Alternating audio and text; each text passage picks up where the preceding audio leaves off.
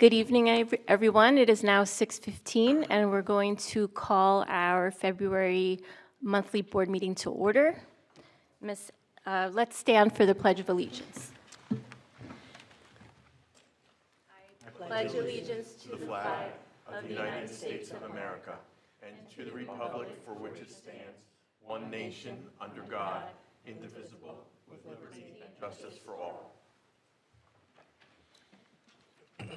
Ms. Allen, can we have a roll call, please? Oh, I'm sorry. Before we do that, I just wanted to say Ms. DePina is unable to be here tonight. That's why I'm opening up the meeting. Okay, Ms. Allen. Yes. Ms. Alvarez? Here. Ms. DePayne? Ms. Forrest? Here. Mr. Marazian? Here. Dr. Peck? Here. Mr. Pirro? Here. Ms. Ratner? Here. Ms. Sharma? Here. Mr. Tufano? Yeah. Mr. Zeichner? Here. We have a quorum.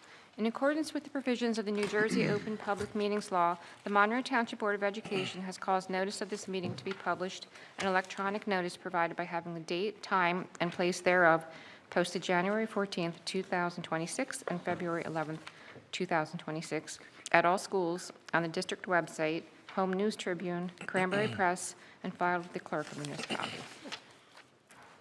Okay, I'm going to be reading our closed session resolution. Whereas the Senator Byron M. Bayer Open Public Meetings Act, NJSA 10:4-6 et sec, provides that the Monroe Township Board of Education may hold an executive session from which the public is excluded to discuss matters that are confidential or are one of the 9 subject matters listed in Section 12B of the Act.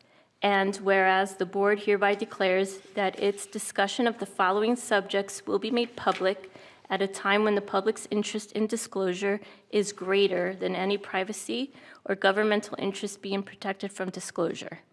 Now therefore be it resolved by the Monroe Township Board of Education that the board shall go into executive session to discuss the following items. Additional items may be determined and announced as needed. Pending or anticipated litigation and matters covered by the attorney-client privilege, matters involving employees in terms of their employment and contract, HIB investigation involving students. Be it further resolved that said discussion may be disclosed to the public when reasons for discussing and acting upon it in closed session no longer exist. Action may be taken on any of the items stated above. Do I have a motion? Motion. Second. Motion by Mr. Tufano, second by Ms. Ratner. All those in favor? Aye. Aye. Aye. Okay. We should be back from closed session at around 7:15 p.m. Hello? Okay. It is now 7:15, so I would like to open the public portion of the meeting. Okay, the next item on our agenda is the approval of minutes. First up, Public Board of Education meeting minutes for January 21st, 2026. Motion by Ms. Ratner. Second by Mr. Zeichner. Ms. Allen, can we have a roll call, or do we do all at once? We can do it. All those in favor? Aye. Okay. The second item are the closed session meeting minutes for January 21st, 2026. Is there a motion? Motion. Mr. Tufano. Second by Mr. Pirro. All those in favor? Aye. Aye. Aye. Aye. Aye.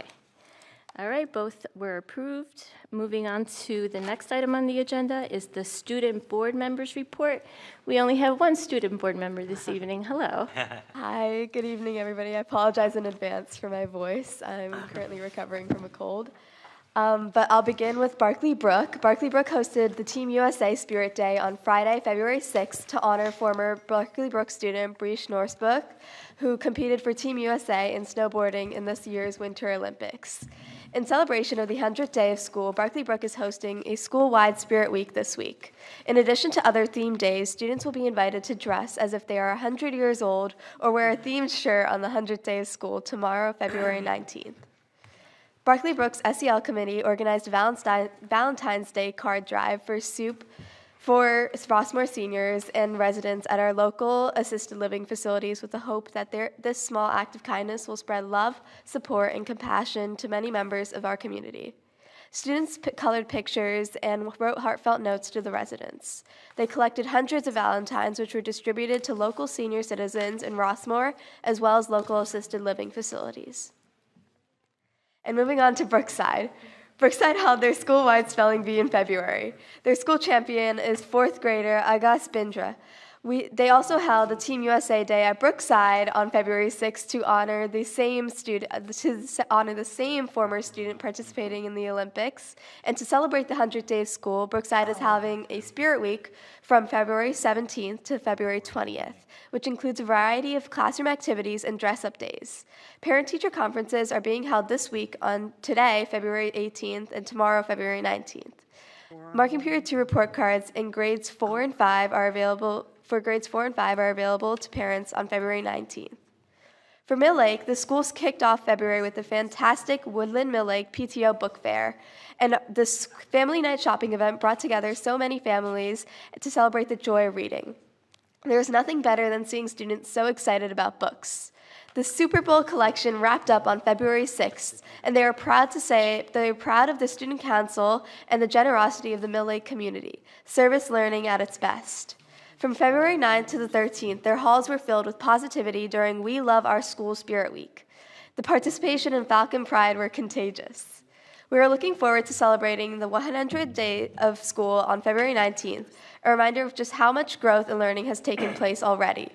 Later in the month, students will celebrate in dental visits on February 25th and the 26th to support student wellness. They'll close out February with the Kids Heart Challenge on February 27th, supporting the American Heart Association while promoting heart health and teamwork. As we move into March, they're especially excited to share their school-wide fairy tale theme, Dreams Do Come True, for Read Across America from March 2nd to the 9th. Our classrooms and hallways will be transformed as we bring stories to life across grade levels.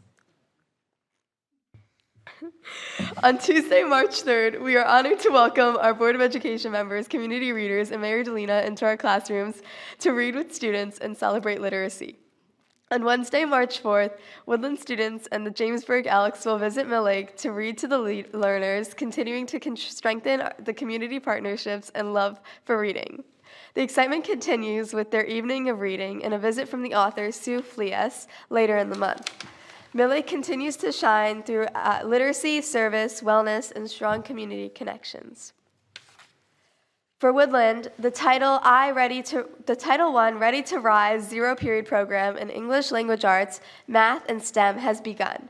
The Student Council sponsored several spirited events throughout the month, including themed Spirit Days celebrating Groundhog's Day, Valentine's Day, and President's Day. In addition, the Student Council coordinated a successful Super Bowl food drive fundraiser and a winter coat drive to support families in need. Beyond collecting donations, several Student Council members, along with their advisor, Mr. Dale, and chaperoned by their parents, volunteered at Rise in Heightstown, where they assisted in stocking shelves to support underprivileged families. Their service reflects Woodland's ongoing commitment to character development and civic responsibility. Mrs. Sidler hosted a math award celebration recognizing students for their outstanding dedication to logging over 3,000 minutes of IXL math. TNT Sports kicked off their winter session of after-school athletic programming. Students are participating in soccer, basketball, and tennis.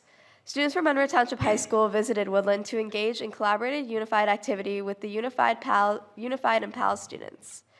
To celebrate the kickoff of the Winter Olympics and to show support for the Monroe alum, students and staff proudly wore red, white, and blue. The PTO successfully coordinated a book fair for all students. This event not only fostered excitement around reading, but also helped students expand their home libraries and further develop a love for literacy. For Oak Tree, on February 12th, an hour of code night for the third grade students and their parents was hosted. On February 13th, the Falcon Fest school-wide pep rally and Kids Heart Challenge took place, raising over $14,000.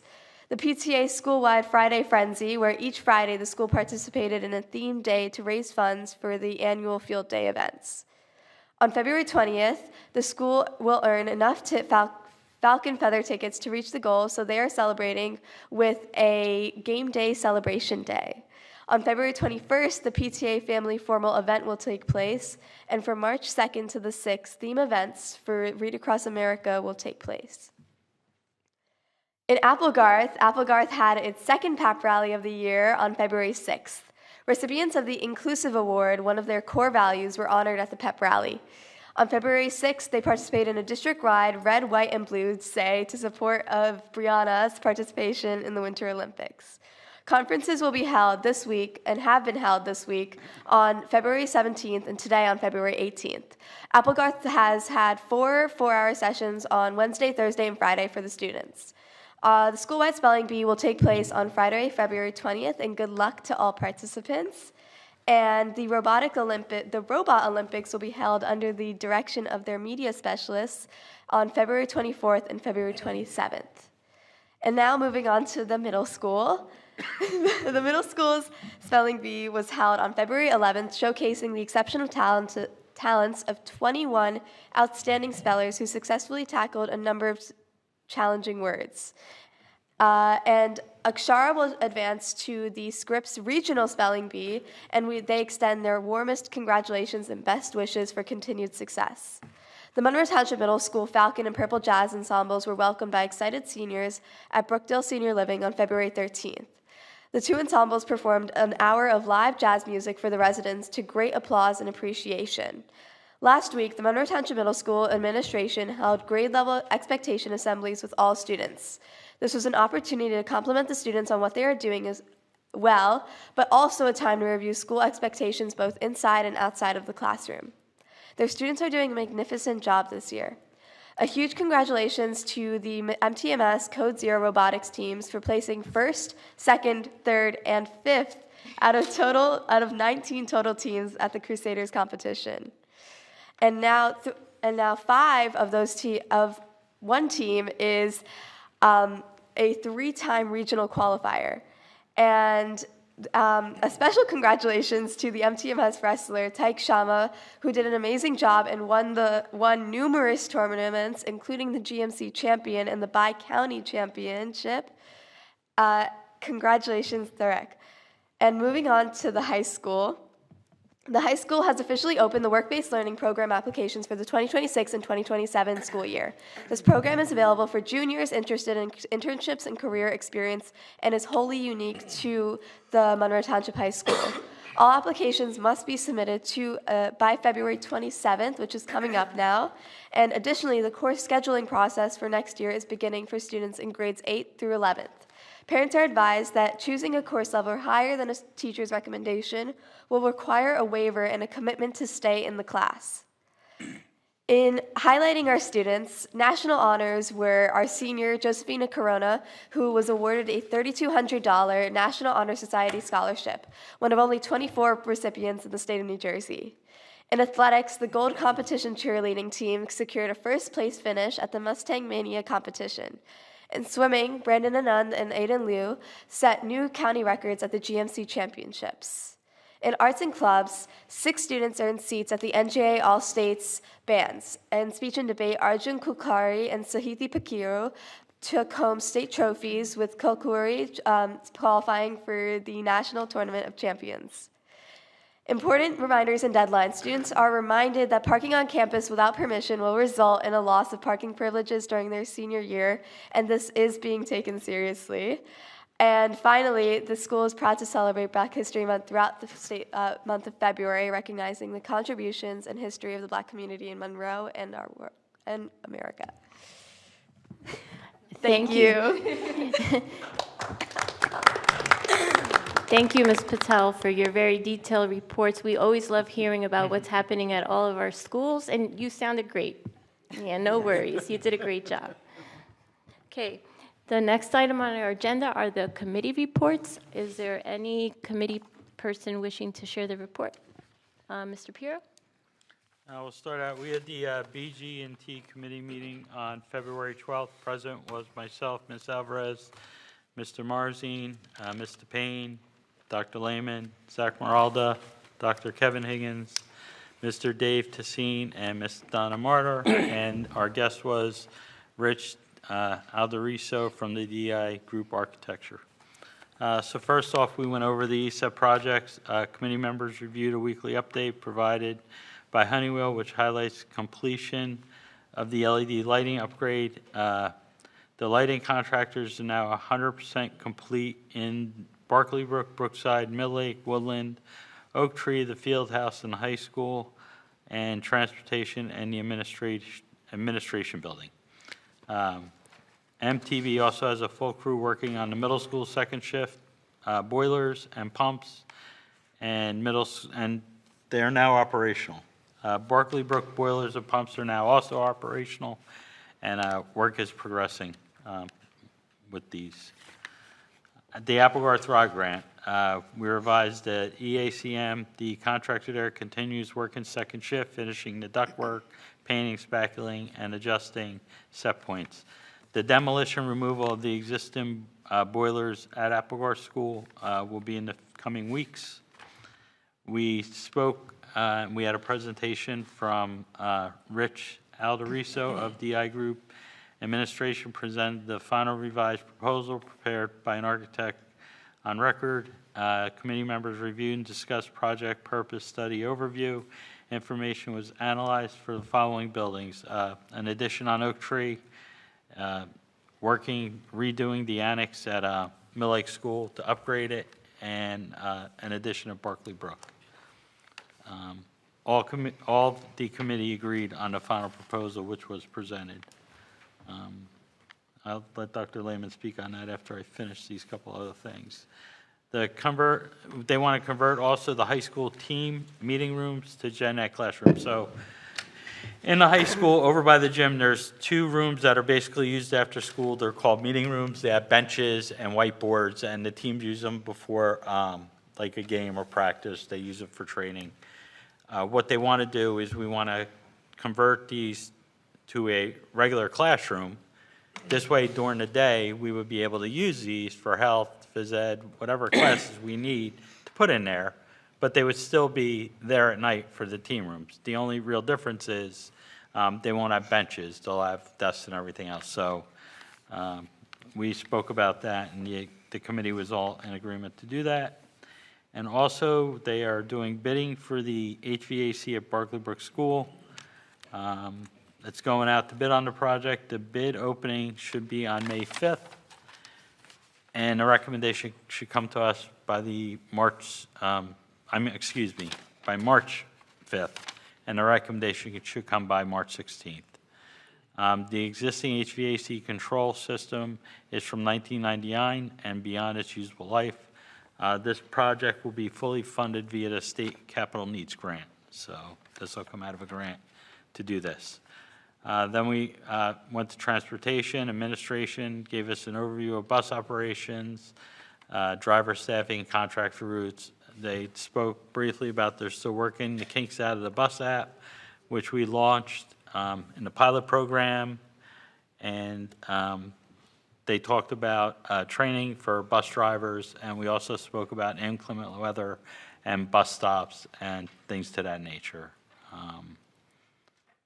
And also with the bus app, the team is going to test the app with the middle school also, to also provide feedback from older students. That pretty much is what happened. If Mr. Lehman would just like to talk on the kindergarten.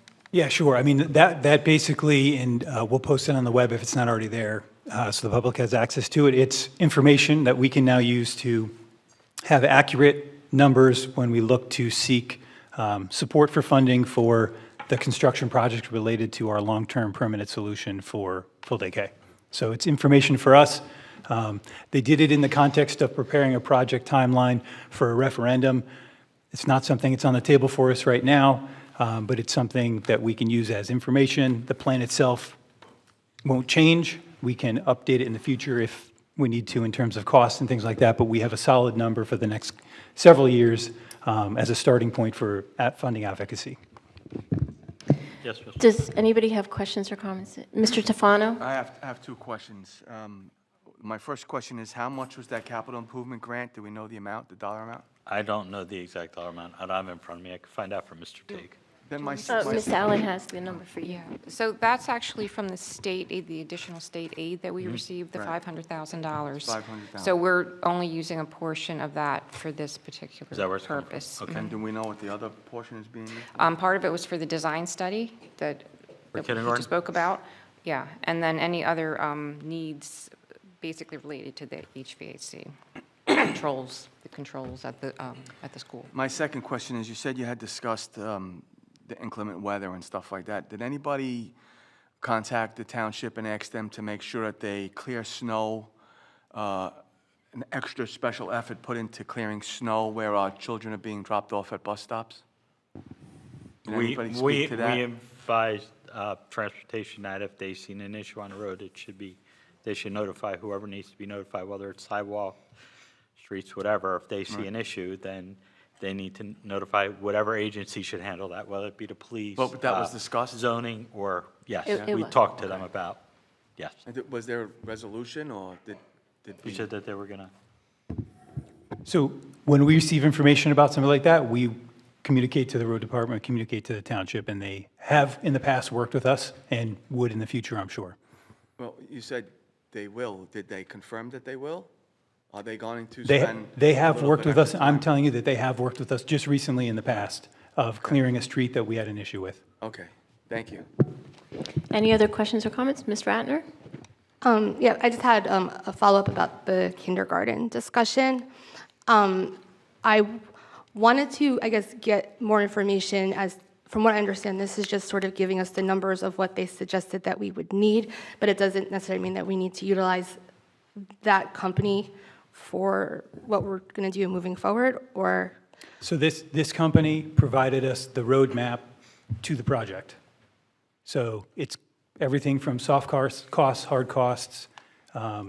If we were to take this through fruition, everything would go out to bid and things like that. But these are estimates regardless of the company you use. Okay, and then just, because I had the opportunity to look at the attachment from the meeting, the timeline that they gave in order for us to put this, if we were looking to put it on potentially a November 2026 ballot, which is something like when we were discussing the strategic plan, had been brought up as a possibility, said that we would need to have a board resolution prepared in March or April. I know, we also have to get budget numbers from the state, so I know everything is tight, but I guess knowing all the work that has to be done before that, how would we finalize that in order to have it there in turn So for that so remember, meeting? we had two paths, right? We have implemented in our current facilities, and then the second path is this path, which represents the construction project related to creating more space, right? So the path that we're heading down right now is integrating it into our current budget and implementing it next year. At this point, it's not my recommendation to take this to a referendum for November. If we were heading down that path with this document, we would be accelerating that and making recommendations and moves starting next month in order to get, begin the state approvals, begin the processing of everything, and get the ball rolling. And then just because of that, I know there were also other programs that were suggested to combine into this if we were to move forward. Are those projects, I know we had at one point, not in this proposal, talked about the high school bleachers. I also know the HVAC system at, I believe it's at Mill Lake, is potentially being included with this if we move forward. Are those, that specifically more, is that something that it's not an urgent need? So when it comes time to talk about what a referenda could potentially look like, then everything could be on the table. We did discuss at the meeting that it would make sense when we started to do the work at Mill Lake to integrate the roof and the HVAC project together, because we're working on that on the other, in the annex side of the building. So that would be, in my mind, a natural connection. And then moving forward with a bond referendum at some point, further discussion on what else could be included certainly, would take place. Any other comments or questions for Mr. Piero? Okay, seeing none. Mr. Zeichner, you had your hand up. You want to give your report? We met, the curriculum personnel meeting was held on Thursday, February 12th at 5 p.m. Presents were Dr. Lehman, myself, Gail DePayne, Carmen Alvarez, Dr. Amanda Peck, Kate Ratner, got it right this time, Sue Gasco, Danielle Drust, Dr. Kelly Roselle, Steve Barandica, and Zach Moretta, Samantha McLeod, Jen Roden, Marietta Ruella, Salvatore Angona, and Jim Cernaski. Mr. Barandica introduced the NFL Youth Flag Football Grant, which was $2,500. He discussed the grant, explained how it would be implemented within our summer sports program. He outlined its relationship with our nutrition program and identified the grade levels involved. He also noted that the program would be tuition-free and open to all students. Dr. Roselle introduced the MTSS, which stands for Multi-Tier System of Support, it's the 21st Century Career Technology Program pilot. She explained how the new software would integrate with our current assessment tools and serve as an additional diagnostic tool. She also demonstrated its relevance in the middle school. The cost would be $595 and include 500 licenses, which was just blew me away. I got to tell you, that is cheap. Mr. Morata introduced and reviewed the Monroe Township High School and Middle School elective updates for the September school year. He outlined the classes being offered and those being renamed. He also identified the competencies being integrated into the courses and explained the rationale for continuing to modify the course offerings. He also noted that the new AP courses would be offered at the high school. Throughout the presentations, the three presenters answered questions, and the meeting ended at 5:28 p.m. Additional information is available in the curriculum video meeting for February 12th, located on the Monroe website, which is at monroe.k12.nj.us. Thank you. Thank you, Mr. Zeichner. Any questions or comments? Ms. Ratner? Yep, just I wanted to commend the student who looked for the grant. That's, fantastic. And so the kudos to that student for going above and beyond and trying to find ways to bring a program here. Anyone else wishing to give a committee report? Ms. Ratner? Okay, I have two. The first is for the Legislative Advocacy and Community Engagement Committee. We met on February 12th. Board of Education members present were myself, Ms. Forst, Ms. Sharma, and Ms. DePayne. The district administration was represented by Dr. Lehman and Mr. Meralda. We reviewed the district's advocacy page, which has received over 4,000 views. Based on feedback, we discussed revising our letter to include more specific financial data that would be relevant for full-day kindergarten. In addition, Ms. DePayne shared some feedback from the NJSBA, the school board meetings, that she had attended with Senator Gopal and Dan Harris, who is the chief of staff for Craig Coughlin. Cool. That emphasized the importance of in-person meetings with legislators, as well as face-to-face conversations. They will have more impact than sending letters or emails, even if they're individualized. So we discussed trying to find a way to do that, and we also discussed reviewing the advocacy calendar to track some of the deadlines and ensure that we continue moving forward and making progress during the year. Then we discussed reconvening our Citizens Advisory Committee in March. This way we can share and discuss some of the things that are happening, such as the budget process, as well as updates on full-day kindergarten, and if there is any discussion about referendum, perhaps that, as well as summer programs. We reviewed a few legislative updates, which included a bill that has moved forward from one of the committees related to sharing pilot revenue with school districts, which is something that we sort of discussed at length, but would love to find out more about how some of the other townships have been successful doing this, as well as a bill with proposed requirements for mercury-free school flooring materials. And then finally, we had discussed strengthening our community engagement through informal events to share information and hear concerns throughout the year. So that way we are, not always just going out there when we want to ask for something, but also making it more of a two-way relationship in the community. Any comments or questions for Ms. Ratner? No. Do you want to do your next one? Sure. You're going to laugh at me because I actually have a question for myself. But so the next one is the policy committee, which met on February 12th. The board members were myself, Ms. Force, Mr. Marazine, and Ms. DePayne. The district administration was represented by Dr. Lehman. Our meeting was primarily dictated by the policy wellness check provided by Strauss Esme. First, we reviewed a new career and technical education policy. Our district we offer these pathways for students that are in grades 9 to 12. We also provide access to the county vocational and magnet schools for programs that we are unable to offer here. We learned that the school counselors, as well as those subject teachers, share this information, especially during scheduling time, to ensure that students understand their options. And we discussed looking into ensuring that communication is also going home and being shared with all students, even if they're not necessarily in those courses. This policy basically just covers all of that, and it's up for a first reading tonight. There are also several policies that are up for a first reading tonight that had very, very small changes, essentially like changing the title name or adding an M for mandatory. These are on our agenda for a first read as well. Essentially, we reviewed all of the 2000s, which are for programming.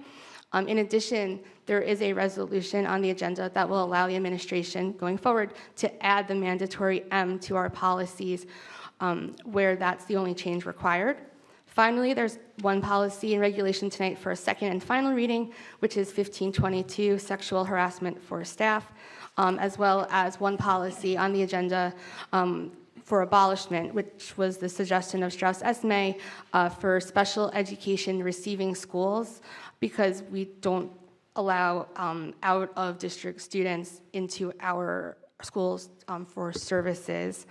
I did just want to get the clarification with the resolution. Is that only policies, or is it policies and regulations? I wasn't sure if any of the regulations are mandatory and if it's included for that.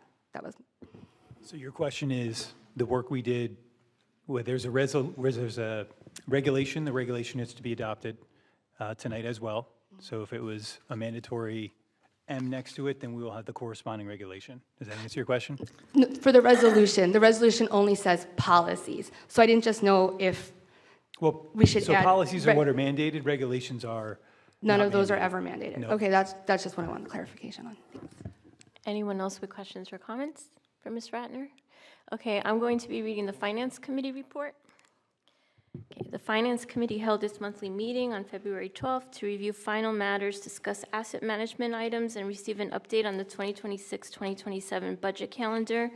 The food service director successfully sold 4 pieces of unused equipment through an online bidding platform. The sales generated $7,200 in revenue. These funds will be returned to the food service account within the district's financial structure. Administration requested approval to sell 6 buses through govdeals.com. The vehicles include 4 54-passenger buses and 2 25-passenger buses that have reached their 10-year replacement mark under the district's established fleet cycle. Committee members noted that prior bus sales through GovDeals produced favorable financial results.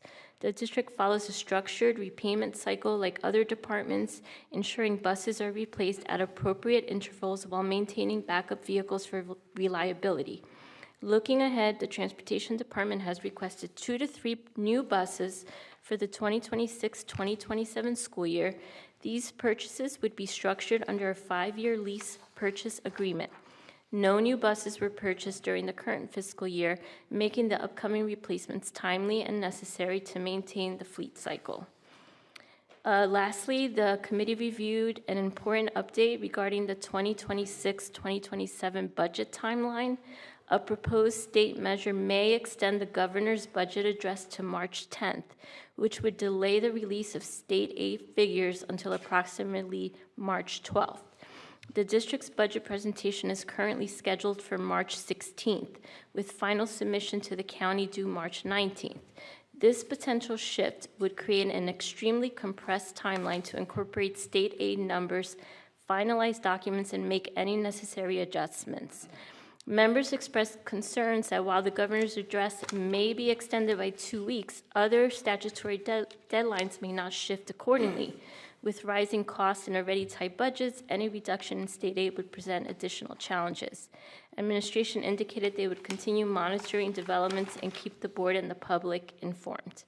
This concludes my report. Any questions or comments? No? Ms. Allen, do you want to highlight what's on the agenda with respect to that? Sure. Yes. So being that we have not received official notification yet regarding the governor's budget address and the delay, but we have been advised that we should anticipate that there will be a delay, a 2-week delay. So we would like to propose to change, at this point, to change the budget presentation meeting to that Wednesday instead of the Monday.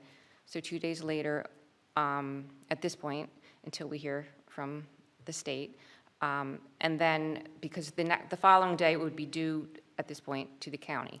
So once we get, if we should get word from the state, in fact, we just got a notification today from the county that they are, they will let us know as soon as they receive word, because everybody's asking them, all the school districts are asking them for this information. So we would, at that point, like to extend, change the board meeting date until the following Wednesday, the 25th, I believe it is, giving us a little bit of time, a little bit extra time, because we're really basically losing about 18 days to prepare the budget. In the past, 8 years ago, when we had a new governor, it was a similar situation, and they did extend the state aid by 2 weeks, the governor's address and state aid. So we did accordingly adjust our budget calendar. I think we were only given 9 days because the county, I believe, only gave us a 9-day extension for them to receive our finalized budget. So that is on the my report tonight to ask for approval to extend, at this point, have the anticipated budget meeting date on that Wednesday, and then likely it will be changed again. I believe it's March 18th. Okay, you're Right. probably right. I don't have, yes, I think you're probably right. Yeah, Ms. Allen, can I just, yes, Yes. a quick follow-up? yes. I don't envy you guys having to deal with the tight deadlines.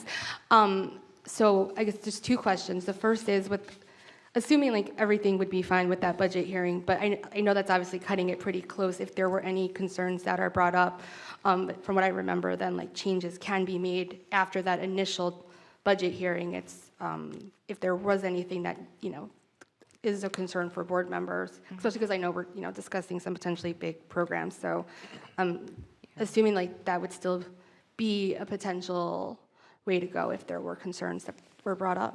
Yeah, and like Ms. Alvarez said, hopefully, we don't know if all the dates are going to be extended, but hopefully they will follow suit. Right, I didn't know if that there was going to be like that domino yeah. effect, so like the April meeting may be pushed down further as Yeah. well. So we'll have to see, yeah. Okay, thank you. Okay, the next item on the agenda is the public forum for agenda items only. Members of the public wishing to speak can come up to the podium. You will have 4 minutes. You can ask your questions at the beginning or throughout, but the clock does not stop for the 4-minute period. So any members of the public wishing to speak on agenda items only.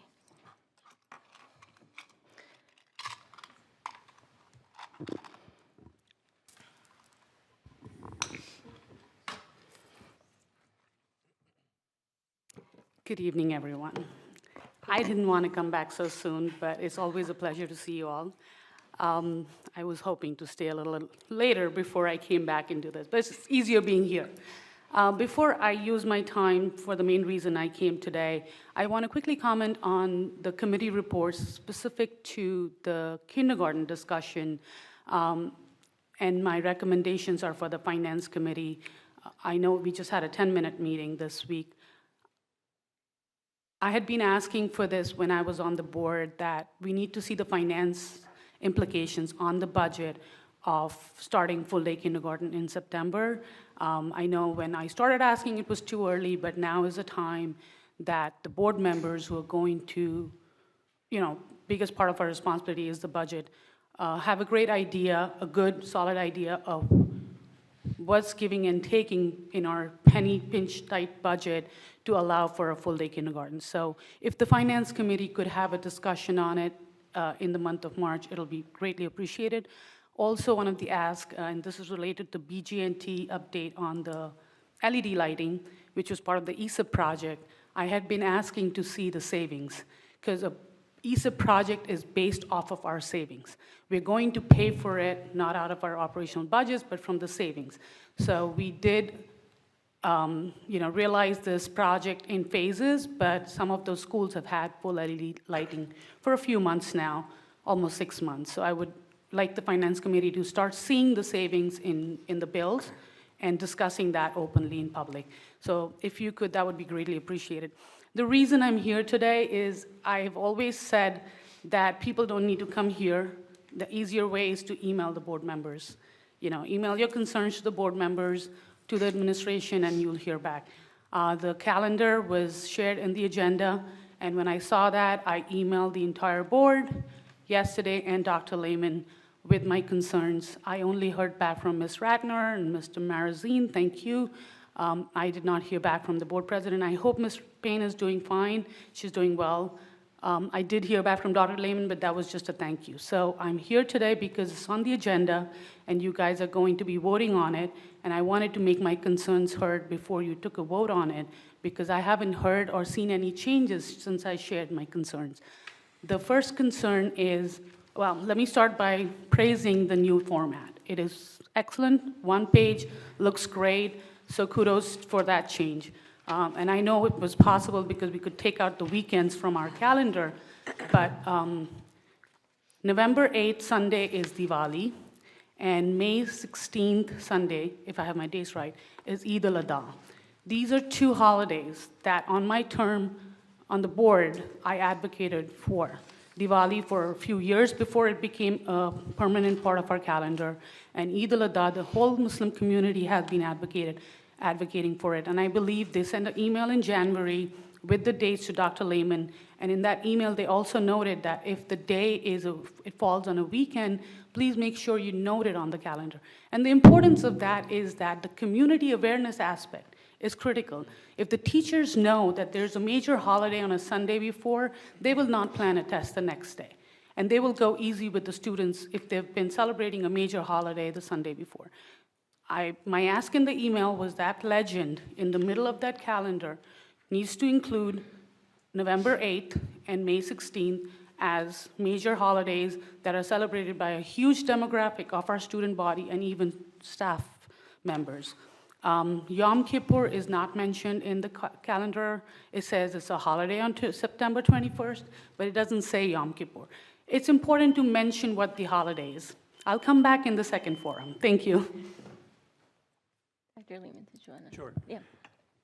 Thank you, Ms. Poor, for your comment, and that is something that I am going to add to the calendar, because we did hear your feedback. I heard feedback from some of the other community members, so that was going to be one of the recommended changes that I had when we got to that part of the vote, because we did leave off Yom Kippur, we did leave off Diwali, we did leave off the other Eid, and I believe there's another date too that I wanted to add in there. So yes.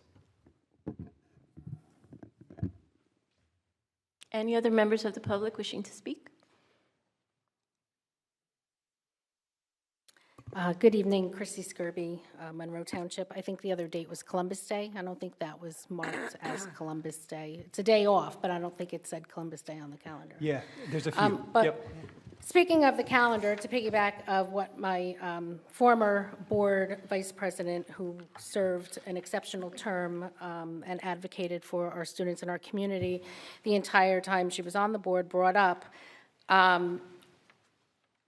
my question, I guess, to you is, Dr. Lehman, when Dr. Chanley took over as superintendent, she went back through the calendar and she came up with educational reasons why she wanted to make some changes. One of the biggest changes that she made, which was implemented for the entire time she was superintendent, I think she did 3 calendars, perhaps maybe 4, I think it was 3, was the November week off. And she had educational data that she had and reasons why Monday and Wednesday should be a day off. I was board president. I know that we sat in meetings, and I thought that you were on board with that rationale. And I'm wondering what has changed this year now that she has been put off on, she's sitting on administrative leave. That week has been customary to have off. There are educational reasons for it. And I'm wondering why the change was. Now, I do know when I was board president that the now vice president argued every year that she worked in Elizabeth and they didn't have off, so therefore she felt Monroe shouldn't have off. And I'm wondering if you were pressured by the board to change that this year, because we saw what happens when the board does pressure the superintendent and they don't back down. Another thing, starting school before Labor Day, going later than we ever have in Monroe to June 25th. These are all concerns, and you can see it blew up on social media. There is a lot of concern for going back before Labor Day and for putting in 3 snow days. That was another thing that Dr. Chanley did. She reviewed prior years' weather reports when we had snow days, and there was one year we built 0 snow days in so that we didn't have to go back before Labor Day. And for the last few years, we've built 1 day in. We're now building in 3 days. If we don't build in 3 days, if we build in 2 days and keep 1 day, we could go back after Labor Day. Or we could have the 2 days off in November. Or we could take 2 days off the end of the year. Another thing that Dr. Chanley implemented was making some of the holidays a half day, because she explained to the Board of Education and the community several times each year when the calendar came up that a lot of times our students have no idea why we're celebrating these holidays. And by having a half a day on these holidays, one of them being Veterans Day, the schools are allowed to host programs. And I know a lot of our elementary schools would bring veterans in and do an assembly to teach the children why it actually is a holiday. And then they had the rest of the day to go home and celebrate if they chose to. And that allowed us to have more days, because a half day counts as a full day. And then we were able to do that as a half a day instead of a full day off, and then either go back later in September. There were times where we needed to have January 2nd off. When it came, there was a time the January 2nd fell on a Friday. We didn't want to have the staff and the students come back on a Friday and then have Saturday and Sunday off. So she works around those things. I'm wondering how in the world this is on the agenda to go back before Labor Day, be in school later than we ever have, and not have the November holiday, the 2 days in November off. This board is really, I have no words for what you've done this year. It's really outstanding.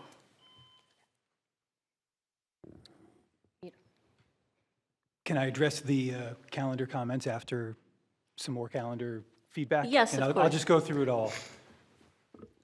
Any other members of the public wishing to speak? Hello, hi, my name is Ganesh Masla, address 283 Morning Glory Drive. So I want to reiterate again what Ghazala has said, that for Diwali, I just want to reiterate that, you know what, we also as a Hindu festival, we want, because a lot of people celebrate during the night, and then it's easy if we have the holiday the next day, at least that will be considered, okay. And also, I want to know like why there was changes to the September, like the Labor Day thing, right? Because usually that's what I have taken. It's been 10 years here. I have been in Monroe. Usually we plan our vacation just after like Labor Day. That's how we do it. In fact, I'll be traveling also just before Labor Day. So I just want to look why the decision was made, and if that is because of any budget concerns or something. I just want to know about from the board. Okay. Also, like some people were telling I heard from the social media that November also usually like the first week you have the school, I don't know, it's the education week where you have holidays for the students. I don't know if that has been updated also. Consider that and have that updated. And I don't know if I couldn't find the agenda for Dr. Chanley, right? I know like I've been speaking to the board, I think few months ago on the reinstatement of Dr. Chanley. I just this want, is so I'll talk to that on the board agenda. All right, thank you, afterwards. Thank you. Thank you. Anyone else?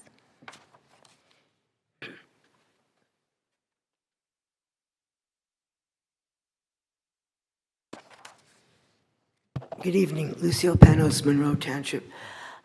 I guess with the buildings and grounds, there was some report about what to do with the kindergartens or what might be needed. Okay, so that was, I don't know, you paid for that report, I imagine, and it would project how much possibly it could cost. Well, and then you're waiting for the state budget, or you might put it up for referendum. First of all, whatever they say now, you keep on kicking the can down the road, and those costs are going to increase. As far as a referendum as far as waiting, putting forth a referendum, referendums aren't mandated for school budget, to implement full-day kindergarten. So here you live in Monroe Township with the senior community, more seniors, that referendum always gets voted down. Did you ever pass a referendum in Monroe because of all the seniors? Guess what? You're not here for the seniors. You're here for the kids. So if you don't need a referendum, you make that decision. You make sure that these kids, the only town in Middlesex County that does not have full-day kindergarten. That's embarrassing. I'm a senior. I don't have kids in school. My children, they went to a private high school, and I paid taxes all these years, so what? You know what? That's what our job is, isn't it? To make sure our children get the best that we could give them. So, folks, don't wait for a referendum. Don't keep on kicking the can down the road. So until it's mandated in 2029 or 2030, do it. Do it next September. You know, what's it going to cost? By the way, you have a superintendent who's on paid leave. How much does that cost? Is she home? What is she doing? How much? There's a superintendent. This is for agenda items only, this public forum. Okay, so as part of finance, in your finance, how much is this superintendent getting paid? Without working. I love that kind of job. This is a personnel question. Oh, come on, really? That's kind of weak. I don't know who you are, but meanwhile, okay, so you know what? There's obviously some personal issues here. Don't do the referendum. Get those kids in full-day kindergarten next September coming up. If you don't, you should be embarrassed. The only town in Middlesex County that doesn't have it. Thank you. Dr. Lehman, do you want to talk about that? Yeah, I'll do two Kindergarten things. piece? I'll follow up on the calendar piece, but before I do that, just to clarify the kindergarten piece, the goal is to integrate it into next year's budget. No referendum needed, and house the students in our current space. What BG&T committee spoke about in the report that was done is providing us information for a long-term solution. Currently in our buildings, we've historically been overcrowded. We've reclaimed spaces in our libraries, our art rooms, behind stages for classrooms. So we would implement full-day K next year with our current layout. This plan that was developed would restore our buildings back to art rooms as art rooms, music rooms as music rooms, stages as stages, the library as library.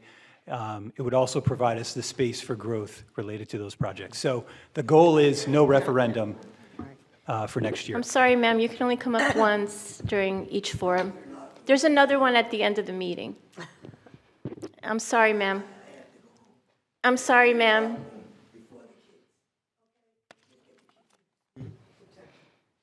Thank you. Regarding the calendar, just a few highlights. I'm going to pull up my notes here. So in terms of one of the challenges we ran into this year, we haven't had this in probably 10 or 12 years, is Easter and Passover are separate. So typically they're associated with the same spring break. That was one of the challenges we ran into. When I looked at looking back at developing and including 3 snow days, to me, that's a responsible action to take because we have information about when we had to bring students in on President's Day in 2024. It was actually February 19th.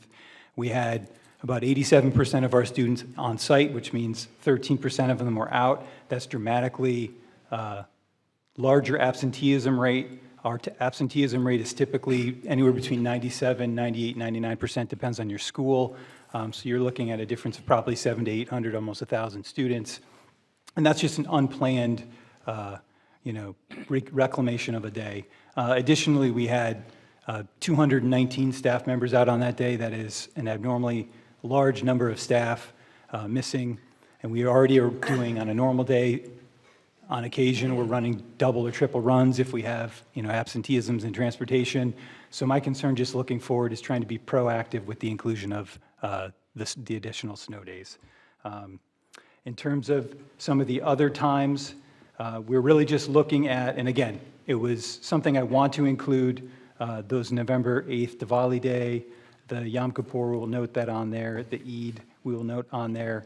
In terms of the full days, I received feedback from the community, parents in particular, that were concerned with the number of half days and trying to arrange coverage. On the flip side, I got suggestions from other community members and or some staff members that said, hey, can we convert some of the full days off to half days? We can reclaim some of these other days. So I feel like for every comment I got on one side, I got a comment on the other side. This is probably one of the more controversial and or difficult undertakings. I know I would imagine not just our district, but most districts do, in terms of trying to find a happy medium. It definitely is a different philosophy, and it's no shot at the person who was involved in making the calendar before.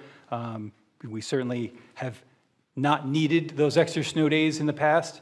I'm concerned right now, looking at Sunday into Monday's weather, that we're already going to be talking about potentially, and again, that may not come through, but it's on my radar already, that we'll be starting to draw from spring break. So it's on the back of my mind right now, and it would, just from my perspective, it's a responsible action to take in terms of being proactive, because we have information that when the days are scheduled, the kids attend.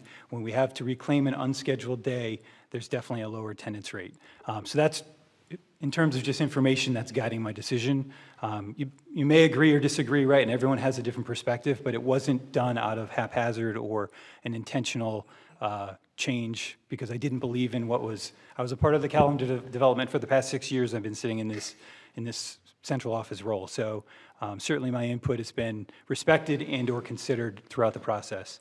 I did look back at, before we were taking the weeks off, there were weeks that actually we were in on Election Day, so I looked at that data, but then I also looked at a few years where we were in on the Monday and the Wednesday. And again, our attendance rate is definitely not where it is when we have those unscheduled reclaimed days as it is when we have the scheduled days. So I don't want you to feel like the decisions were haphazard, the decisions were random, or they were just change for the sake of change. It was trying to be proactive, trying to think of the students in terms of them being in school, them being here on the days that are planned in advance. And when you add in those extra snow days, it certainly does stretch out the length of the calendar, and that's why it looks like we're starting a little early. Although Labor Day is extremely late this year, right? That's another factor. And then we have the locked-in graduation date now for June 25th. So it doesn't answer all of your questions, but I just want you to feel like I wasn't pressured to make the changes. I looked at it with a blank slate, and I used information to make some decisions. So again, you may disagree with it, and again, I apologize for leaving those days off. We did work with our community to make sure the dates that we're recognizing are accurate, because sometimes we find multiple dates that could potentially be recognized. So we did leverage our community connections there, and we did notice one of the school times was transposed, so we'll also adjust. So Woodland School says 3:29 instead of 2:39, so those two were transposed. Again, there were a lot of eyes on this. It definitely is a different presentation as well. We got feedback about colors.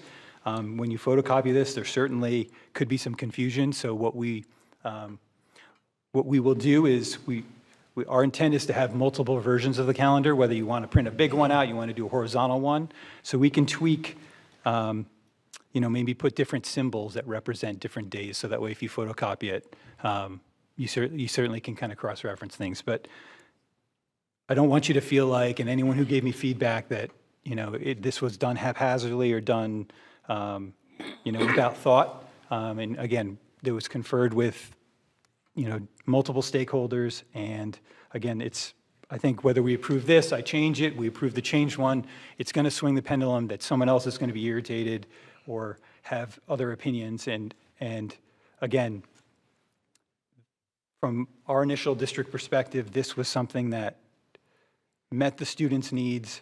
And again, I'm open for feedback. I always am open for feedback. My ears are open. I respond. So it's certainly something that, this wasn't, again, haphazard or random. Thank you, Dr. Lehman, for that detailed explanation. Mr. Stefano, can your question wait till we go right to vote on the calendar, or do you need, yes? Well, I'd like to ask him now, because depending on his answer, I'd make a motion to delay that vote. So I think it's imperative I ask him now. So you mentioned that we're going to have a large spike in absenteeism. When my kids were in school, I personally took a timeshare out for the week of Labor Day. How many parents do you think are going to reschedule their whole vacation plans when the kids have to come back on Labor Day? I think we're going to have a larger absenteeism during that time than what you explained. I would also recommend, it seems to me like you want to add some things in there due to some feedback we got now and a lot of emails you've been receiving. So if we put this vote off till next month, and you can make all those changes and see what that public outcry is about, maybe it would be beneficial to everyone involved. Well, I mean, that's just my opinion.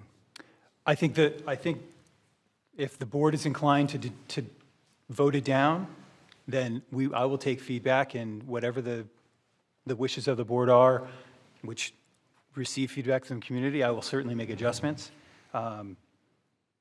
So that, We can also, before we go to vote on it, we can modify the motion to add those dates, and then we're voting on the calendar with the modifications that were discussed this evening. Yeah, but I don't think he can do much about modifying coming back before I Labor don't Day. think that's on the table.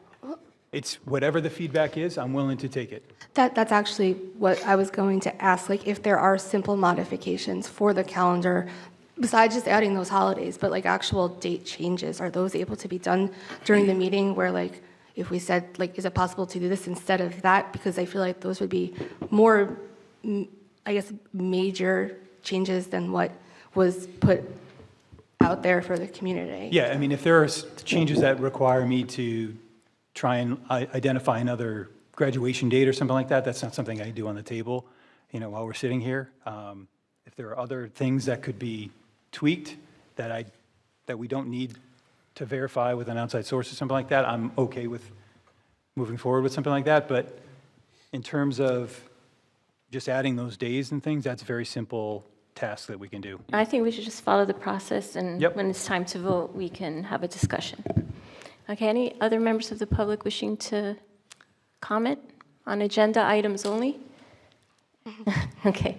All right, seeing none, the next item on our agenda is the Assistant Superintendent's report. And the Superintendent's report.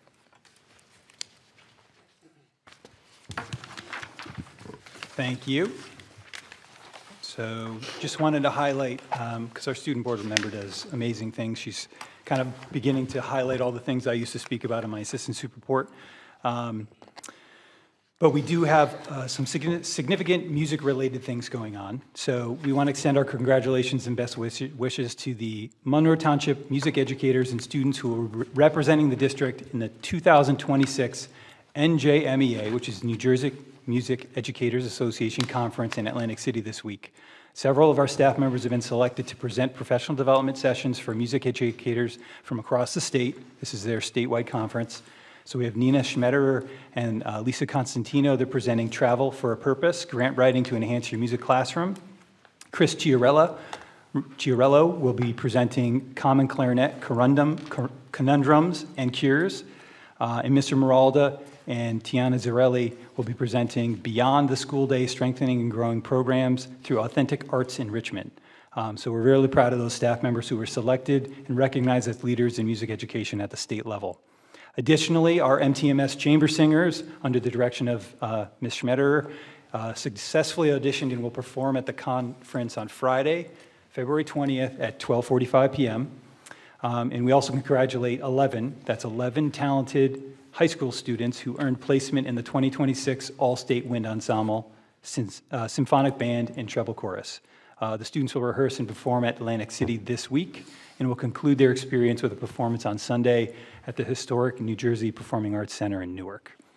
So we wish luck to all the students and staff involved in their presentations, both student presentations and staff development, and representing our district.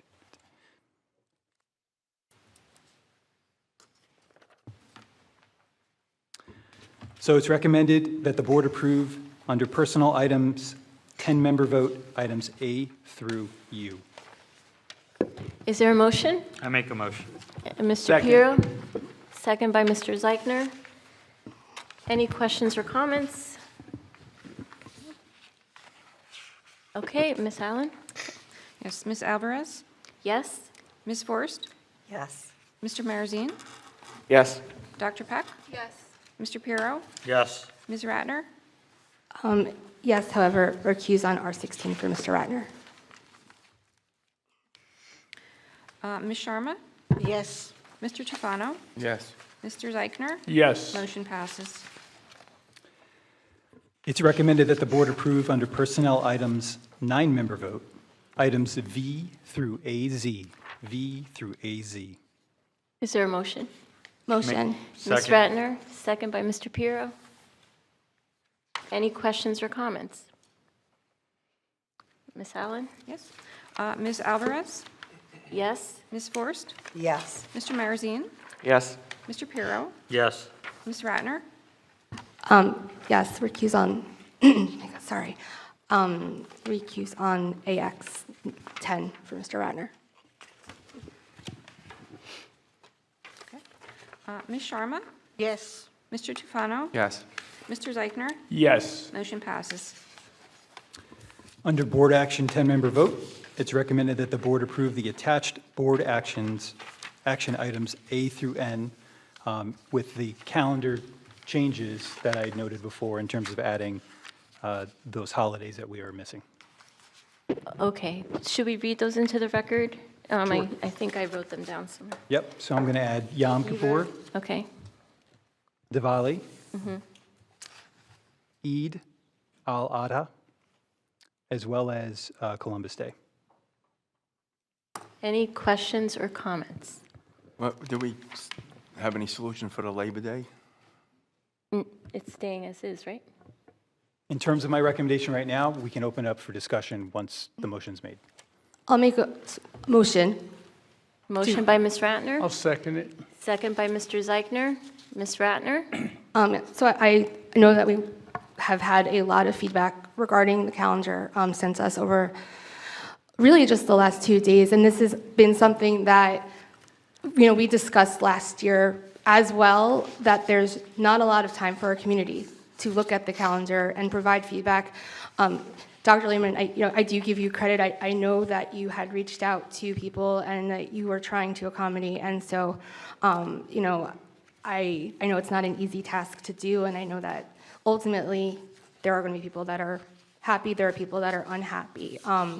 But I did read through each of the emails that were sent to us, and we got several from staff members, we got several from parents with students in the district, and I feel like as a board member, our responsibility is to represent the community that has elected us, as well as ensure that those people that are working with our students feel that what we are giving them, providing them with in terms of this calendar will be the best for all of them. And, given like just some of the suggestions that were in there, I know that some of these are more substantive changes that can be made tonight. I did look at other districts. A lot of them are starting before Labor Day this year. So, I know you had looked around as well. But, one thing that, like, when looking around, I had noticed was that most of those districts that are starting before Labor Day are also getting out much earlier. And so, and for those districts that are not doing that, like I think it's Marlboro had added in the week for November this year. And so I think it's those, like the combination of those three things that is, a big concern. And that's not even taking into account everything on social media, which, there has been a lot. And again, you have people on all sides of the argument. But, looking at from our official board perspective, right, these teachers who had, suggested like the concerns with Columbus Day and Veterans Day plus the extra snow days. And, the data that was provided was before people became accustomed to having that schedule. And so I feel like, and again, this is something that I said last year, so this is not Is there you. a motion? But, well, I mean, I can motion to table it, but then I also feel like just it's important to hear the feedback as to why. So some of the feedback was that for those 2 days, Columbus Day and Veterans Day, the students have often, I know that we had people who had discussed that, but there are teachers who also, observe Columbus Day. And whereas Juneteenth, which I also understand has been an ask, is fully off for both, but that's also very close to finals. As far as the week in November, I know that one of the concerns brought up has been childcare, right? Because then people need to find childcare for that entire week. But, and this is coming from a parent who sent this email, because, I have my personal opinions, both of me up here, I'm a board member, and so I'm trying to share what the community has brought to us, right? And they said that, there is instructional disruption, which is something like I've mentioned, attending school only on Monday and Wednesday, right? So a kid going in Monday, off Tuesday, in Wednesday, off Thursday, Friday, it really, just what they said is destroys classroom momentum and student engagement. Or you may have students that then are not present, which then creates a more challenging situation for them to catch up or for students to be able to, or for parents to find childcare for that, whereas they may just use a vacation week. And so ultimately, we all receive the emails. I can make a motion to table this. I don't know if we can make motions to change things like that. So, I also don't really love the idea of tabling this because then we're not getting calendar to the end of March. So I'm not really, we can also just vote as we feel is best based on, the information we have. So you're going to make a motion? I don't really want to make that motion to table it. I did just want to say the other thing is the holidays, which is something that I've brought up in the past. I feel like no matter what, we will always be leaving out somebody's holiday. And so this is something that I believe Woodbridge and Piscataway had done, and this is something I think we could change, would be to not necessarily have the holidays on the calendar, but then, perhaps have a second page that lists all of this approved holidays from the state. And this way, they're still all there, people are getting them, but, if somebody celebrates Chinese New Year, if somebody celebrates another holiday, Ash Wednesday was today, I didn't even realize that, then they're still able to see those holidays. So that was another point of feedback that was brought up to me. But I don't know how to make all of these into a motion, it's really more feedback. So that's most of what I had to say. Any other questions or comments? So I just don't understand. So are we supposed to, we're not going to change the calendar at all? The only thing that we're voting on right now, that Dr. Lehman read into the record, is to note the names of the holidays. Okay, That's the only change we're voting on right now. okay. Question? But just to be clear, Ms. Forst, the motion is to approve the calendar as it appears in your agenda with Dr. Lehman's additions. So a yes vote. And that's it, and then it's done. A yes vote would approve the calendar as it's in your agenda, plus the additions that Dr. Lehman just mentioned. Okay.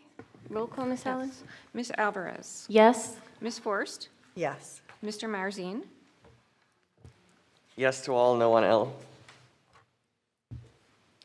Dr. Peck, Yes to all, no on L. Mr. Pirro, Yes. Ms. Ratner, Yes to all, recuse on letter A for Mr. Snyder, and no on letter L for the school calendar. Ms. Sharma, Yes. Mr. Tufano, Yes to all, no on L. Mr. Zeichner. Yes. Okay, so we have, so motion passes.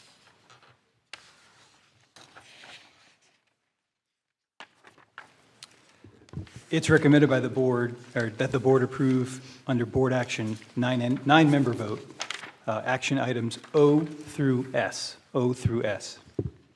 Anybody? Motion by Mr. Tufano. Second. Second by Mr. Marazine. Any questions or comments? Seeing none, Ms. Allen? Yes. Ms. Alvarez, Yes? Ms. Forrest, Yes. Mr. Marazine, Yes. Mr. Pirro, Yes. Ms. Ratner, Yes, recuse on letters O and P for Mr. Ratner. Ms. Sharma, Yes. Mr. Tufano, Yes. Mr. Zeichner. Yes. Motion passes. Okay. Did you vote?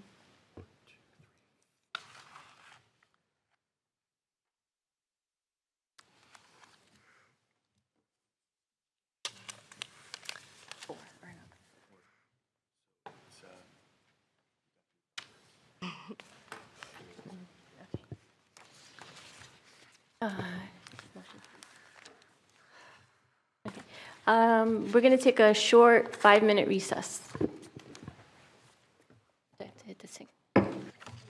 Okay, thank you for your patience. This is my first time running a meeting. I didn't know that we needed to motion to recess. Mr. Weiss needed a couple minutes, so we're ready to move forward. Great, and thank you. What I'm going to do is, since there's a bill list item that deals with Dr. Chanley, I'm just going to read the doctrine of necessity. Whereas Dr. Shari Chanley serves in the capacity of superintendent for the 25-26 school year, and whereas the board must consider certain financial matters concerning Dr. Chanley's employment, and whereas upon review of the various conflicts of interest of the current board members, it has been determined that 6 of the members have conflicts of interest pursuant to the New Jersey School Ethics Act. Whereas pursuant to policy 0163, when a quorum of the board has conflicted interests, the doctrine of necessity may be invoked in order to allow conflicted board members to participate and vote only when the Board of Education has fewer non-conflicted board members than are required pursuant to statute to take action. And whereas when invoking the doctrine of necessity, the board shall state publicly that it is invoking the doctrine of necessity with the reasons for doing so and the specific nature of the conflicts of interest. And whereas the board policy further provides that it shall read the resolution invoking the doctrine of necessity at a regularly scheduled public meeting, post the notice of the resolution for 30 days, and provide the School Ethics Commission with a copy of the resolution. And whereas the School Ethics Act, NJSA 18A 12-21, was enacted by the New Jersey State Legislature to ensure and preserve public confidence in school board members and school administrators, and to provide specific ethical standards to guide their conduct. And whereas the School Ethics Commission has provided guidance regarding the invocation of the doctrine of necessity when a quorum of the Board of Education is not available because members of the Board of Education have conflicts of interest on a matter required to be discussed and voted upon. And whereas the board intends to vote this evening on financial matters related to Dr. Chanley, whereas the members of the board that have conflicts of interest that would prevent their participation and vote on matters related to Dr. Chanley are as follows: Carmen Alvarez, Gail DePayne, Peter Pirro, Usha Sharma, and Charles Zeichner are involved in litigation with Dr. Chanley, and Kate Ratner's husband, David, is a teacher employed by the board. Whereas, as a result of the foregoing, the board does not have a quorum to consider and vote on the financial matters related to Dr. Chanley's employment, and the board's counsel and the board have determined that it is necessary to invoke the doctrine of necessity. Now therefore be it resolved that the above paragraphs are incorporated by reference, and be it further resolved that the doctrine of necessity is hereby invoked with respect to the board's public votes related to Dr. Chanley, and be it further resolved that a copy of this resolution, having been read at a public meeting of the board on February 18th, 2025, be posted in accordance with the board's standard procedures for not less than 30 days, and that the board secretary reflect the same in the minutes of the meeting, and be it further resolved that a copy of this resolution be provided to the School Ethics Commission. Can I get a motion and a second? Motion. Motion by Mr. Tufano, Second. second by Mr. Marazine. I have a question. Yes, Mr. Tufano. Mr. Weiss, I would like for you, if you don't mind, to give the same legal advice you gave this board in previous conversation about our obligation as a board to pay legal bills that we are contractually obligated to pay. Yeah, Mr. Tufano, I appreciate your question. The fact, though, is that we're now out in public, and I'm not going to provide the advice that I gave to this board in a public forum, but I certainly appreciate your sentiments.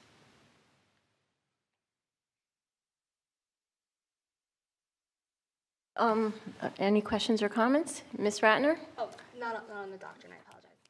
No. Oh, wait. We need to vote. Okay. Ready? We had a motion in a second. Yes, we right? did. Okay. Yep. All right. Ms. Allen? Yep. Ms. Alvarez? Okay, yes to all, recuse on 13409. This is the doctrine. Oh, I'm sorry. I just went 15 seconds. Okay, yes. Yep. Okay. Ms. Forrest? Yes. Mr. Marazine? Yes. Dr. Peck? Yes. Mr. Pirro? Yes. Ms. Ratner? Yes. Ms. Sharma? Yes. Mr. Tufano? Yes. Mr. Zeichner? Yes. Motion passes. Okay, the next item on the agenda is the Business Administrator's Report. Ms. Allen? Yes, it is recommended that board action items A through L, under the 10-member vote, be approved by consent roll call. Is there a motion? Motion? Motion, I have a Mrs. question. Ratner, second by Mr. Tufano? Yes? Okay. Mr. Tufano, you have a question? Yeah, I just want to ask you, on A2, can someone explain to me what the living room at Princeton is? It is for special education student. Okay. So we have a Related student that service. attends that? Okay, that's all I wanted to know. Thank you. Mrs. Ratner? I have two quick questions. The first is letter G. It says the previously submitted grant of $45,000 if awarded. Is this just to submit the grant application, or is this approving it so that if we get it, we're able to take action with it? Submitting of the application. We have not been awarded the grant yet. Okay. And then just my other question, I saw along the bill list a lot of checks for like Home News Tribune and things like that, and I know that we've been required to do it a certain way, and if I remember, the law is changing on that, and so I just wasn't sure when that takes effect, and if, especially because we're, with the meeting date changes, if there's going to be a change in then how we have to provide this to the public. Do you, You want to take it? no, do you have the date? I don't have the date. I don't either. I don't have the date. Because I but- thought it was March 1st, which is like, It's very soon, but. Yeah. But there's a requirement that boards publish notices for, it's a consistent period of time prior to kind of the cutoff. Yep. So for now, there will be public notices that are going to be in the newspapers, but that will be ending, I believe it's sometime in March. okay. So that's what those fees might have been for. like, No, kind of those the were last for advertisement. before, but Yep. Yeah. because of the changes in our meeting dates, I did not know if then that's going to be during that transitional I have period. to look at the date. It could be, but, Yeah, we'll you know, check it. we'll check and we'll notice appropriately. Okay, thank you. Any other questions or comments? All right, Ms. Allen? Okay, so, Ms. Alvarez? Okay, yes to all, recuse on 13409, 14218, and 14177. Or abstain, I'm sorry. Okay. Ms. Forrest? Yes, and no to check number 13409, 14177, and 14218. Okay. Mr. Marazine? Yes to all. Okay. Dr. Peck? Yes to all. Mr. Pirro? I am no to 13409. I have to recuse on 13414, I'm a no on 14177, and no on 14218. Okay. Ms. Ratner? I need to recuse on 14218, 13409, 13414, 14000, 14052, 13919, 13874, and 14177. Okay. Ms. Sharma? Yes for all and no for 13409, 14177, and 14218. Okay. Mr. Tufano? Yes. Mr. Zeichner? Yes, except for 13409, 14177, and 14218. Okay, so motion passes except for check number 13409 and 14218 and 14177.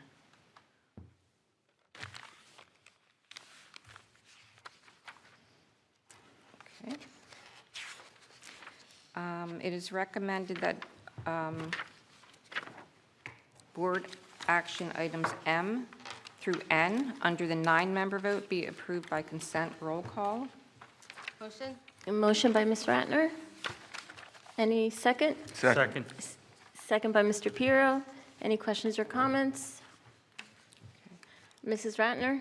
I just wanted to thank one of our residents for a donation to the middle school. So thank you very much. Okay, Ms. Allen? Yes. Ms. Alvarez? Yes? Ms. Forrest? Yes. Mr. Marzine? Yes. Mr. Pirro? Yes. Ms. Ratner? Yes. Ms. Recuse on letter N. I'm sorry. Yes? Recuse, yes to all, recuse on letter N. Okay. Ms. Sharma? Yes. Mr. Tufano? Yes. Mr. Zeichner? Yes. Motion passes. And that concludes my report. Okay, the next item on the agenda is the board president's report, but she did not provide me with something to read, so we're going to move on to other board business. Any members of the board? Mr. Tufano? Yes, I have another question for our attorney. Hypothetically speaking, if a board who is contractually obligated to pay someone's legal bills doesn't pay them, what would be the consequences to that action? It would Or be, lack of. it would most likely be a lawsuit to try and collect. Okay, thank you. I have a follow-up question. Is it our duty to do that as a board member? Is it your duty to do what? Follow what the contract says? To the extent that you're involved in a contract, yes, you'd be obligated. I'm assuming that if it's a valid contract, both parties would be obligated to perform both of their obligations pursuant to the terms of the contract. And let's say I voted yes today, and the next month I just changed my mind, I could just vote no on that contract, just do whatever I could do? You can absolutely always vote however your heart and mind tell you to vote. Okay. I have another question. In your legal opinion, if somebody votes no on something they're contractually obligated to pay for, could there be huge ramifications financially to that vote? Anything is possible. I really, hypotheticals are not really where we want to be right now. Well, we don't want I to, understand. we don't want to tell the public what we discuss in closed session, so I'm trying to word it in a way that's possible. And I think the public For an can answer. glean that from what you're saying. Right. So there is a chance that this board and this school district could be sued for an excessive amount of money because we're voting no on something, well, some people are voting no on some things that we're contractually obligated to vote yes for. To the extent that the district... Hypothetically. Yeah, hypothetically, of course. Okay. To the extent that the district is obligated to pay something and they don't pay something that's owed, the district will have a problem. Thank you. I rest my case, Your Honor. I would just like to make a comment that it's difficult to sometimes vote when you have questions that you can't ask. Ms. Ratner? What do we ask? Is Ms. No, we're Chanley's conflicted. contract contractually? Ms. Ratner? We can't. Ms. Ratner? Yes, we can. She's been riced. No, she. No. Ms. no, Ratner? Yes, she's been riced. But not for- So we can ask that question. So Not I'd like in- not to in make a public. motion. I would like to ask the question, is Ms. Chanley's contract specifically written where her legal fees are supposed to be paid by the board? I'm not going to answer that out here. Well, that's not really, that's But you're not an asking me- acceptable answer. you're Is asking- her contract, which is of course public knowledge, her contract, is it in her contract that her legal fees must be paid for if she's put on administrative leave? The language of the contract speaks for itself. Thank you. And I've given the board my position on it. Thank you. Ms. Ratner? Go ahead, go ahead. I didn't see It's your something hand, Ms. different, Forrest. so- Ms. Forrest, I didn't see your hand. Okay, so I just wanted to say that I just completed a few weeks ago Governance 1. It was eye-opening, and I just want to say that was emphasized in each session, regardless of the topic, was decorum and confidentiality. So I understand and I empathize with the public because I was on that side before, but according to everything that I learned, we are not allowed to discuss certain things. We are not allowed to provide information. We're not even allowed to engage or comment or anything under what I was trained. I mean, I didn't realize how much confidentiality was really emphasized in everything. You know, unfortunately, that's what we're bound by. And we are bound by a higher ethical standard than any other elected official. And that's it. Unfortunately, we're not allowed to comment or have opinions or discuss anything. Yeah, I mean, and I get it, you know, but we're just not allowed to. Thank you for sharing that. Anybody else wishing to speak? Ms. Ratner? Yes, just changing topics for a minute.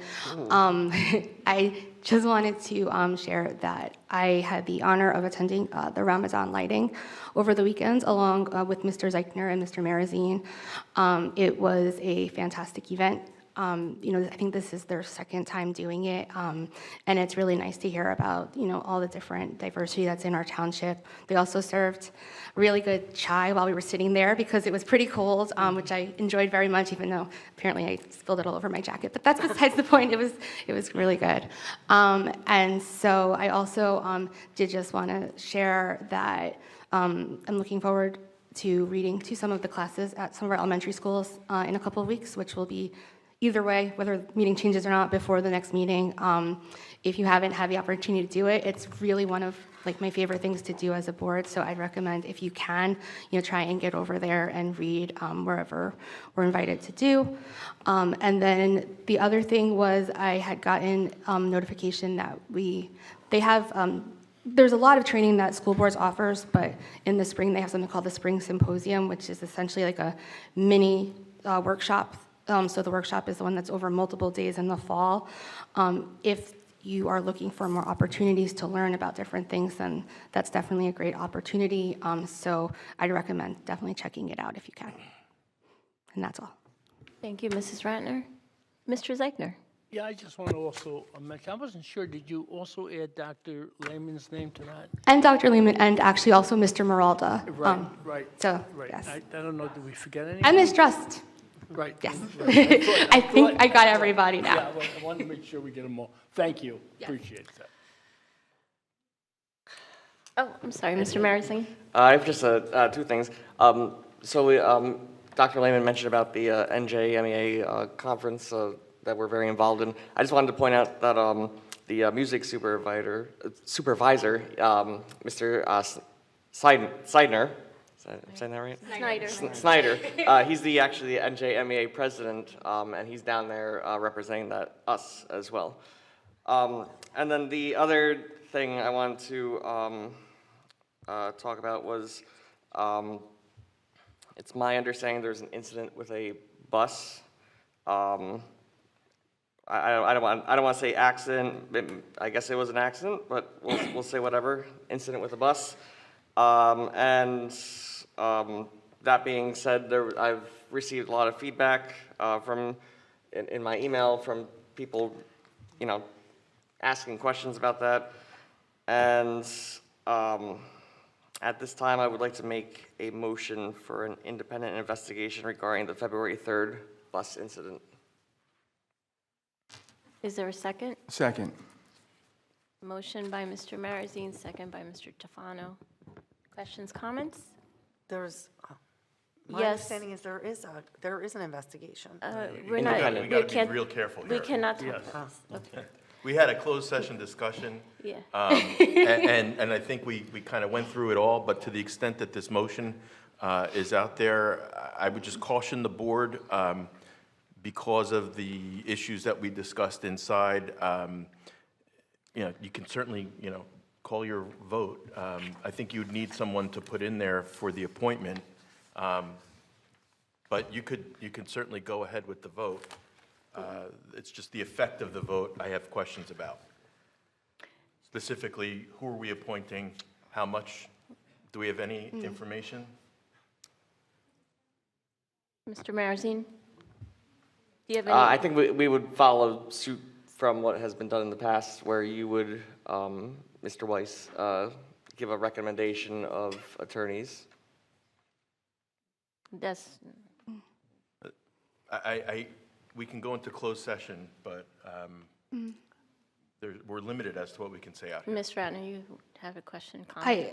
I just, given the information that's been provided, it's hard to sort of know who is being, I would suggest that we pause this for a moment, go into executive session to discuss this issue, and then come out and we can address it. I'll make a motion to go into closed session to discuss, for the purpose of discussing the motion on the table. Is there a second? Second. Motion by Mrs. Ratner, second by Mr. Tufano. Questions, comments, discussion? Is there a roll call? Ms. Alvarez? No, based on what we heard, I don't feel the need. Ms. Forrest? To go into closed session further to discuss it. We're going to close. Yes. No, did you say no? No, she said yes. Oh, yes, okay, I'm sorry. Mr. Marazine? Yes. Dr. Peck? Yes. Mr. Pirro? No. Ms. Ratner? Yes. Ms. Sharma? No. Mr. Tufano? Yes. Mr. Zeichner? Yes. Okay, motion passes to go into closed session.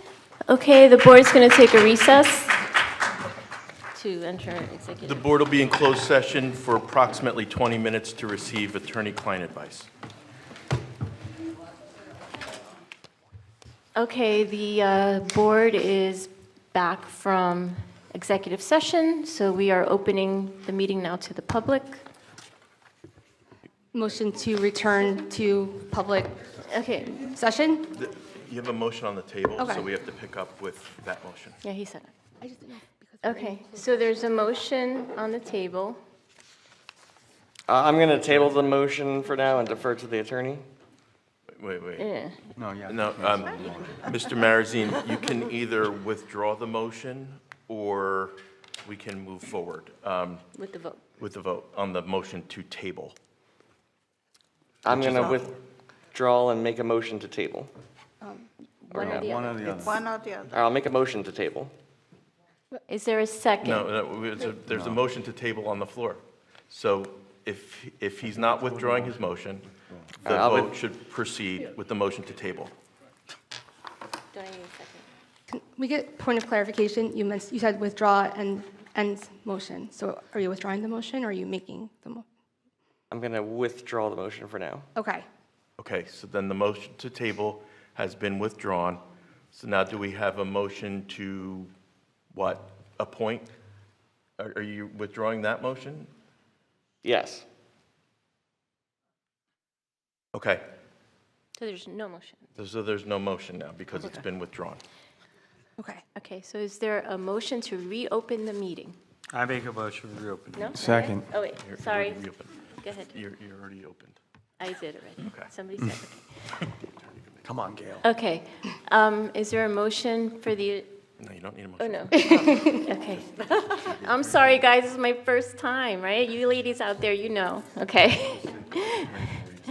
Okay, Mr. Weiss would like to read a statement for the public. Okay, members of the public, for those of you who are here and at home, the Board of Education wishes to express that its thoughts are with the student who was involved in the bus incident and their family at this time. The health, safety, and welfare of every child entrusted to the district's care is and will always be the board's highest priority. The board recognizes the impact that this event has had on its students, staff, and the broader Monroe community. The board understands that there is a public desire for answers and further information. However, this is now a legal matter. The district will conduct a thorough internal investigation and will continue to cooperate fully with local law enforcement to ensure a complete and accurate understanding of the facts. To protect the integrity of the district's investigations and to respect the privacy of the individuals involved, the board will not be issuing any further statements or answering specific questions regarding the incident at this time. Thank you. Thank you, Mr. Weiss. Moving along, the next item on the agenda is our second public forum. Any members of the public wishing to speak can do so now. You will have 4 minutes.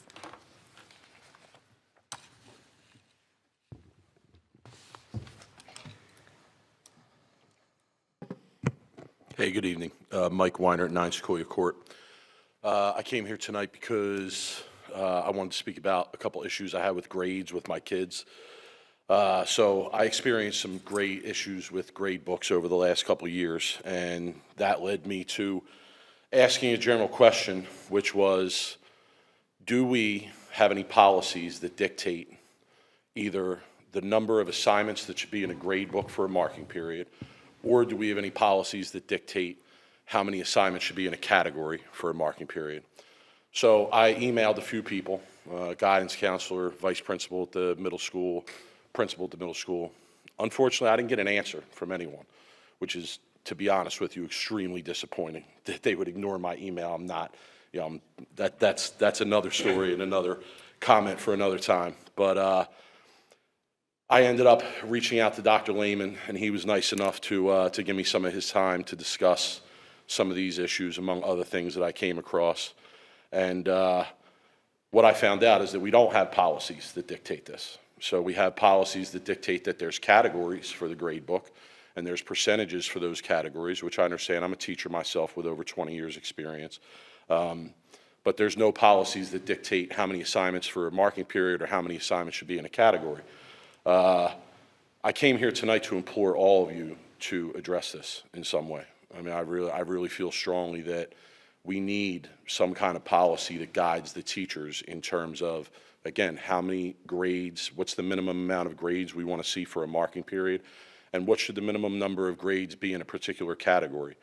The reason that I feel strongly about this, and I'm going to say I'm speaking for my wife on this too, who's also a teacher with numerous years of experience, you know, simply speaking, without a policy like this, it's tough to have consistency class to class, to be honest with you, because you have some teachers who have numerous grades in their grade book. You have other teachers who have what seems like a minimum number of grades.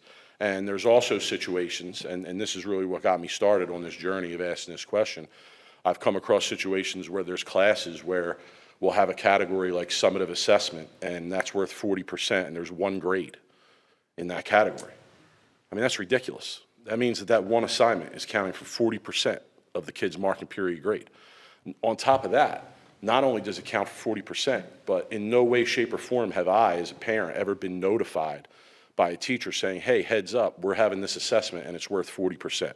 You know, if I knew that, if I had a heads up about that and I knew that my child was going to be taking an assessment that was worth that much, obviously I would go out of my way to make sure they're prepared for it. But we don't even have that opportunity. So it's been somewhat frustrating, to be honest with you, and I'm surprised that we don't have these policies. My school district that I work at has several policies that govern this. Ours, I believe, is that no assignment can be worth more than the quarterly exam, which is 15%. So any assignment I have in my grade book has to be worth 14% or less. You know, and again, that's just a general policy that kind of makes it easy for teachers to, you know, guide where they want to go with their grade book. So again, I was just surprised that we didn't have policies about that. I'm experiencing a lot of frustrations with that in terms of my kids' experience in the school, and I wanted to implore you guys to address that in some way and create these policies to help guide the teachers. That's it. Thank you. Thank you for your feedback. Any other members of the public wishing to speak?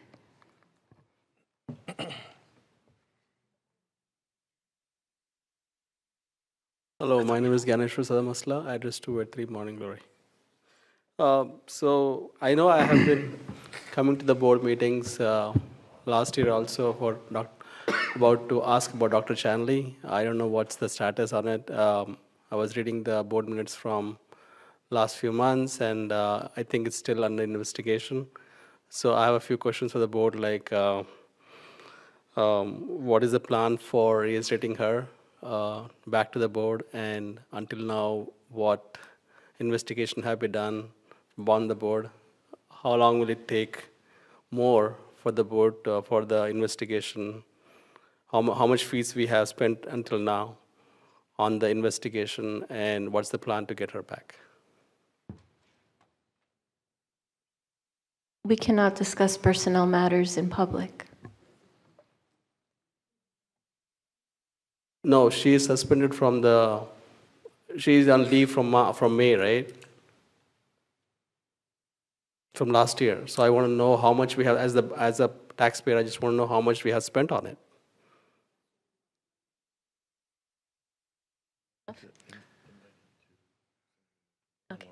You can email Ms. Allen. She can give you that information. Okay. She's our business administrator. And I want to know, like, how much time you have spent on it till now. At least you can say that, right? From how long this investigation is going on? Excuse me, thank you. You can say when we voted on it, right? Yeah, I don't remember the month. You'd have to check the minutes. 6 months, 8 months? I would have to check the minutes and get back to you to No, see which 6 months, month 8 we months. voted to conduct the investigation. Yeah, at least like a ballpark, like 7, 8 months, whatever, right? Because I was here in September, I think, probably like in September or something, and I read the same thing, but I think the board hasn't got anything. I didn't get any reply on that forum when I asked, and after that also, I didn't see anything in the minutes yet. I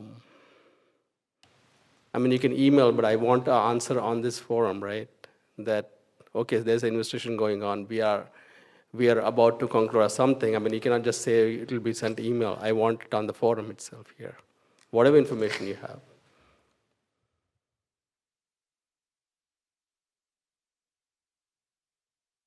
I'm sorry, we already answered your question. We will give you the information when we voted to conduct the investigation, but in terms of discussing personnel matters, It's not personal matter. How can it be personal matter? where we're at in the process, that cannot be discussed in public.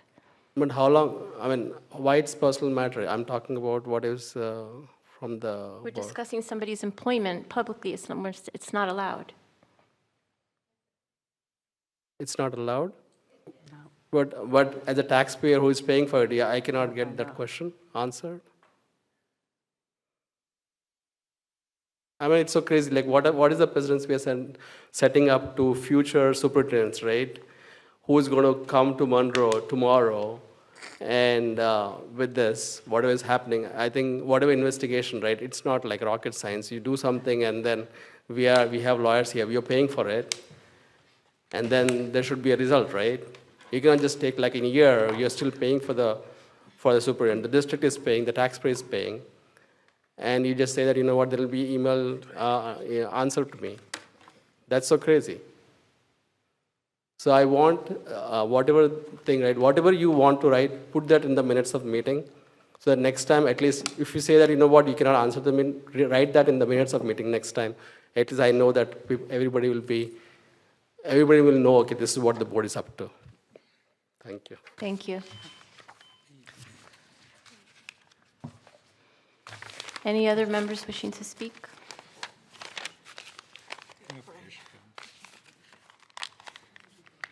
Good evening again, Chrissy Skirby, Monroe.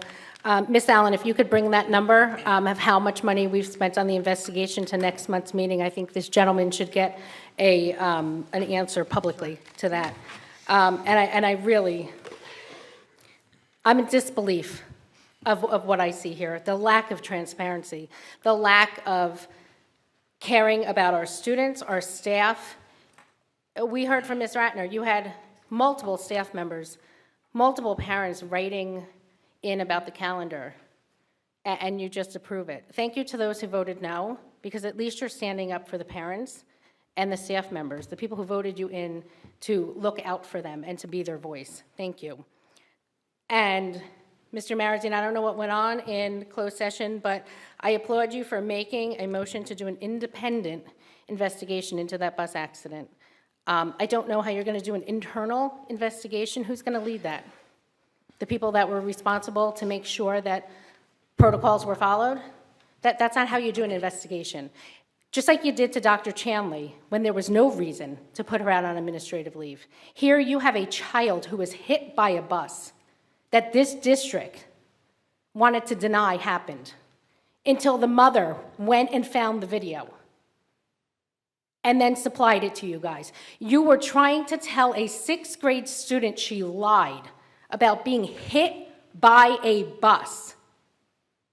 How would any of you feel if it was your child?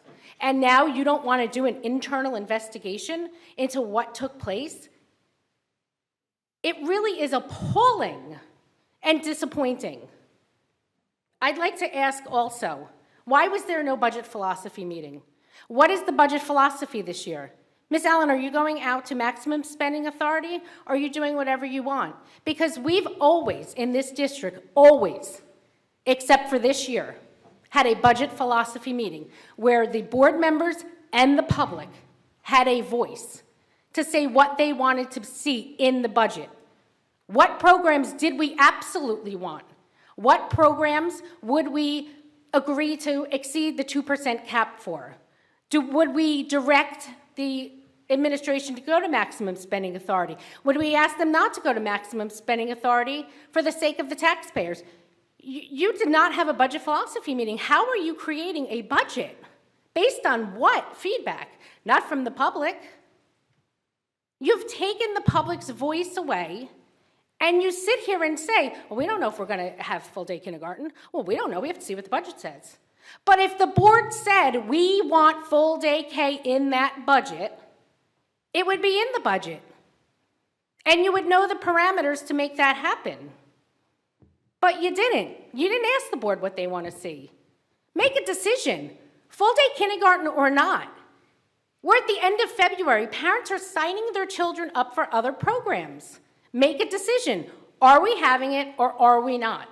But stop with this flip-flopping, and please, God, don't have another referendum, because it's a waste of money, because we know it's going to fail. We had a referendum for $2.5 million to keep courtesy busing, and I think it passed by what, Ghazala, 200 votes? You want to have a $20 million referendum?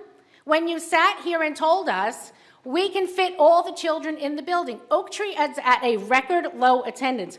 Oak Tree School operated with 1,000 students in the building at one point. What is it now, 550? You can have full-day kindergarten. You don't need a referendum. You don't need to add on to the buildings. Any other members of the public wishing to speak?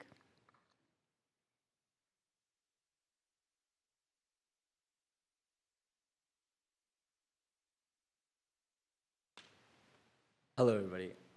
I just wanted to come and represent the, well, not represent, I won't say that, but I wanted to say that as a member of the video production Can you group, state your name? Oh, I'm sorry. Okay. Robert McGuire, and I live in Monroe.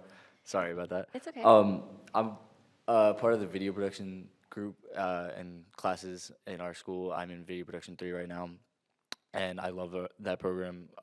It's one of my favorite things, if not my favorite thing I've done in my entire school career at Monroe. And I just was wondering why it is not considered an art class, because what do you call it? Video production is not just like about, hey, this is how a camera works. It's about, here are different angles, here are different forms of lighting, here are different things that we see in media and in film today. And we come in here every month and make you guys look pretty on camera, and we do countless projects and countless competitions throughout the year, depending on what class you're in. And we produce impressive work, I feel like. And not only that, but film is one of the most impressive arts, if not the most impressive art, in my opinion, that I've ever seen. It can move you in ways that are indescribable, and I feel like that is insanely underestimated by not having it as considered an art class. So I'd ask, why isn't it an art class, and is there methods that we can go through to make it become an art elective instead of just an elective that is taken? So I can give you a pretty general answer, some specifics, and then we can certainly dive into the details at a future time. But in high school, classes are siloed based on graduation requirements and which classes fit which category in terms of what counts towards what. And in this case, technology education, the teacher's certificate is aligned with the category in which the class falls into. In some courses, depending on what the instructor certification is, could be in one location or another. So in terms of the placement and the location of that class, that's why it's categorized where it is right now. It can certainly be more complicated than that, but in terms of where the funnel it fits into, it's in that funnel right now, and that's why it counts towards those electives credits towards your graduation. If it was in an art category, it would count towards those elective credits, and you would have to find another course that would meet. And granted, you've taken a bunch of them, so you're not worried about hitting those electives, but certain students find a niche in different areas, and they target different classes to meet those graduation requirements. Yeah. So is there a way to change which, in your terms, funnel it was in? Because, and I don't want to say, I want to make it clear, I'm not, representative of everybody that's in video production. This is just my own opinion. But, I just think that it's, an injustice almost to, the type of product that, comes out of the class. I hear that. I think if, in terms of the realignment of that would be a significant change, because you have students planning multiple years. I'm going to take this course to hit this requirement at this timeline and things like that. On occasion, we would pivot a course here or there, depending on either replacement of a staff member with new certificates or the changing of an entire department or program and fitting things and realigning programs. I would say reclassifying that as an art class is not on our radar right now. It's not on the table. And if it were to be, it would certainly be almost like a phasing in piece, allowing students that are tracked to potentially have that course to meet a requirement, have other courses, time to weave in other courses as a part of their plan. Okay. So. All right, thank you. I just was curious. All right. Yep. Have a great night. Thank you.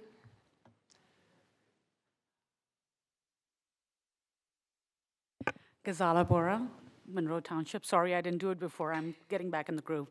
I want to answer the taxpayer's question. It's public information. Investigation started in September. We've been investigating for 6 months, and as per public bill list, I believe we paid close to $15,000. And I would like to urge Mr. Zeichner, for the other gentleman that came here about the concern with the assessments and a policy, I feel like this could be a curriculum committee public discussion so that the public understands how we are, how the teachers have a standard to follow. And if that could be taken up in the curriculum committee, that would be great. Dr. Lehman, after I'm done with my 3.5 minutes. If you could address my question in the email about why we have additional PD days in this year's calendar than previous year. The main reason I am using the second forum is to talk about kindergarten, full-day kindergarten. From speaking to the amazing educators in this town, I know everybody is behind the full-day kindergarten, and they're all set, and they can really hit the ground running in September. All the 3 building principals of that, of where they'll be starting full-day K are ready, and whatever compromises need to be made or whatever adjustments need to be made, they're ready. So I feel like now the onus is on this board, and I had spoken to Ms. DePayne in length about this. The board needs to make sure that when this budget is put together, you're comparing line item for line item between last year and this year to see what is changing and how are we fitting that program in. That's not the administration's. The administration is trying to make something happen that the board asked for. Our job, sorry, not mine anymore, but your job as board members is to see that another program does not suffer because of this. And that is why I'd been asking for this to be brought up in a finance committee. There's still time. I know the state aid numbers are going to come in later, and I hope they stay the same. And based on that, the administration has planned out the budget to fit in the full-day kindergarten. But our diligence, the board's diligence, is important for the taxpayers, and that needs to be done. Another ask for this conversation is the 3 building principals that are making it happen. I hope that they can come and speak either at a public meeting or at a building ground meeting to share with the taxpayers how they're going to make it happen, to answer the question that people like me have. All these years we couldn't do it. How all of a sudden are we doing it? We didn't get a big cash inflow. We didn't create more space, that much more spaces in our building. And what I'm getting to is that there is a referendum in the future for kindergarten. I do not agree with Ms. Kirby that we can continue to provide the best quality of education in our elementary schools, because I know music and art and all of these extras are going to get impacted. But if we want to make a valid case for the town to put in more money, I know it's an unfair ask for the town, but if we are going to have to make that ask to make that program complete, then those building principals are the ones that are going to convince these taxpayers that, yes, we are making it happen right now, but it's not a perfect scenario. Perfect scenario will be one in which we can build the infrastructure to support all the programs, not just have the kids in the building with the bathroom and then manage other things on a card. So my ask is that, and this is not the administration's job, this is the elected officials' job. So I hope all of you hear me and will do your due diligence for this full-day kindergarten to become a real success. Thank you. Thank you, Ms. Bora. You know that probably mostly everyone at this table is all for full-day kindergarten. So yes, we're all on the same page. Thank you. Anyone else wishing to come up to the microphone? Okay, seeing none, our next scheduled Board of Education meeting on the agenda says March 16th. However, there's a possibility it may be moved to March 18th. Oh, I think you said what, outside. I thought I heard you say. Okay, I'm sorry. So in terms of the staff development days, so the teachers work 184 days, students attend 180 days. We have not fully utilized those full 184 days before. And it's, again, we may run into years in the future where we have the holidays that we recognize during the year, and we may need to leverage some of those PD days as half days, and that's where some of the feedback we got is turn those full day PD days into half days, which then regains days, which is counter to let's have less half days in the calendar, which is some of the other feedback we got. So in terms of staff development days, that the staff will be working 184 days now. Additionally, in response to that, we've had challenges across the board with the staff development. When we're working on half days, we're essentially having 3 to 4 tiers of time slots on a half day. You have the high school window, the middle school window, and then 2 elementary windows. because you have a few elementary schools in one window and a couple in another one. So when it goes to the fidelity of providing the programming for the staff across the board, which we're required to provide them staff development training, and they're required to acquire 20 hours a year, 100 over a course of 5 years. Those days all combined get us there. Now, the challenges we have when they're all half days is if we're looking to run, let's say, an AI course, we have to run 4 individual AI courses to meet the time slots. But additionally, and that's if the buildings that are in the elementary level combine in combined locations. When we run a full day PD day, we can maximize it and run, say, 1. We get everybody cross, whether it's elementary, middle. We have all the elementary schools coming together if they choose to take that. Additionally, we have usually approaching about 100, 120 personalized projects, which means staff members work with their colleagues. Sometimes it's within the building, within a grade level, on curricular-based projects, implementing new, whether it's ELA, math, science, whatever we have rolling out. And they meet in the half-day model. They'll meet in those afternoon sessions. Again, restricted with working with staff within their own building. And it has to do with going to lunch, coming back from the lunch, and having about an hour and 15 minutes to an hour and a half to do that work. Having those full-day opportunities allow the staff to interact throughout the district because they're the entire time committed. It's initial about 5.5 hours of time. And we can better address the district-wide programming in terms of our course offering. So on those days, the staff choose to take a course or develop a project. And then additionally, we've noticed staff, and we allow them what's called collaborative planning time. So the staff will engage in planning time where we acquire subs for groups of teachers to work either in the morning or in the afternoon, or sometimes it's a full day. That's pulling them out of the classroom for either a morning or an afternoon. By engaging these 2 full-day PD days and working with the staff to thoroughly and plan out those projects, I'm hoping that the staff won't have to be pulled out of their classroom. We won't have to leverage subs because now they have the time, the large chunk of time that they can leverage, again, for their projects, which is oftentimes building on that work is what they're doing in their collaborative planning. And not always. The collaborative planning time's used for other things as well. But we're also looking to potentially leverage those opportunities as well. So there's a lot of things in place with that, those full-day opportunities. Dr. Lehman, just a quick question. So obviously the teachers need to have their 20 hours to keep their teacher's certification. But my question is it in the teacher's contract that we're required to provide the 20 hours for them?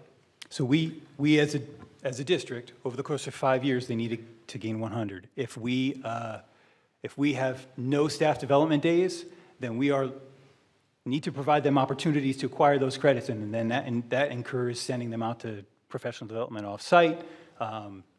Again, getting substitutes, bringing them in, pulling them out of class. So we do have a requirement to provide them opportunities to gather the staff development.